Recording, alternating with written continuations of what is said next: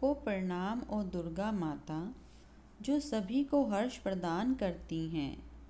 आपको प्रणाम ओ अम्बा माता, जो सभी के दुख को हर लेती है। आपकी ज्योति निराकार है अर्थात असीम है, ये तीनों लोकों में उजाला फैला रही है। आपका महाविशाल मुख चंद्रमा की तरह चमक रहा है। आपकी आंखें लाल हैं और आपकी भौहें डरावनी हैं।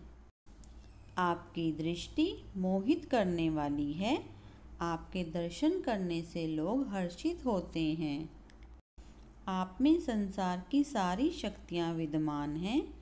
आप इसके पालन के लिए अन्न और धन प्रदान करती हैं। आप अन्नपूर्णा बनके संसार का पालन करती हैं। आप ही आदि सुंदरी बाला हैं। प्रलय के समय आप सब कुछ नाश कर देती हैं। आप गौरी हैं तथा शिव प्रिय हैं। शिव और योगी आपके गुण गाते हैं। ब्रह्मा और विष्णु आपको सदा ध्याते हैं। आप ही सरस्वती का रूप धारण करती हैं। आप ऋषियों सद्बुद्धि प्रदान करके उनका उद्धार करती हैं। आपने ही नरसिंह का रूप धरा था और खंबे को फाड़कर प्रकट हुई थी। आपने ही प्रहलाद को बचाया तथा हिरण्याक्ष को स्वर्ग पहुंचा दिया। आप ही जगत माता लक्ष्मी का रूप धारण करती हैं। आप ही श्री नारायण के अंग में समाई हैं। आप क्षीर सागर में वास करती हैं। आप दया की सागर हैं। मेरे मन की आशा पूर्ण करें। आप हिंगलाज में भवानी हैं। आपकी महिमा अमित है और ये शब्दों में कही नहीं जा सकती है। आप मातंगड़ी तथा धूमवती माता हैं। आप भुवनेश्वरी तथा बगला हैं, जो सुख प्रदान करती हैं। आप श्री भैरवी तथा जगत को तारने वाली तारा देवी हैं। आप माता छिन्नमस्ता हैं, जगत के दुख निवारण करने वाली हैं। आप भवानी बनकर सिंह को सवारी करती हैं। आपकी अगुवाई करते हुए हनुमान आपके आगे आगे चलते हैं। आपके हाथ में खप्पर तथा खड्ग रहते हैं, जिसको देखकर काल भी भाग जाता है। आपके पास अस्त्र तथा त्रिशूल रहते हैं, जिनको देखकर शत्रुओं के हृदय भय से कांप उठते हैं। आप नगर कोट में विराजमान रहती हैं। तीनों लोकों में आपका नाम गूंजता है। आपने ही शुंभ तथा निशुंभ दानवों का वध किया। आपने ही अगणित रक्त बीजों का संहार किया था। राजा महिषासुर अधिक अभिमानी था। उसने भिन्न तरह के पापों से धरती को भर दिया था। आपने काली का महाविकराल रूप धारण किया। आपने ही उसका सेना सहित विनाश कर दिया।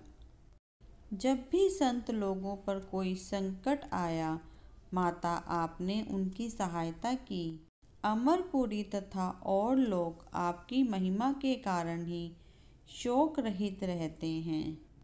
ज्वालामुखी में आपकी ज्योति विराजमान रहती है। नर और नारी सदा आपकी पूजा करते हैं।